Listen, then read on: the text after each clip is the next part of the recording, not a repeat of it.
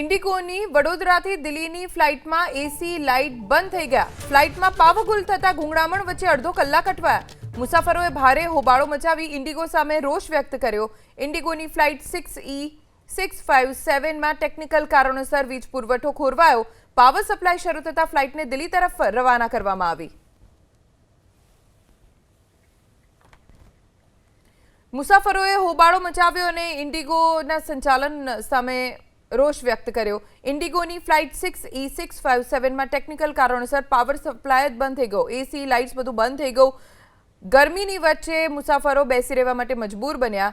વડોદરાથી દિલ્હી આ ફ્લાઇટ જઈ રહી હતી, જેમાં આ ખામી થઈ। મુસાફરોએ હોબાળો મચાવ્યો અને ઇન્ડિગોના સંચાલન સામે રોષ વ્યક્ત કર્યો।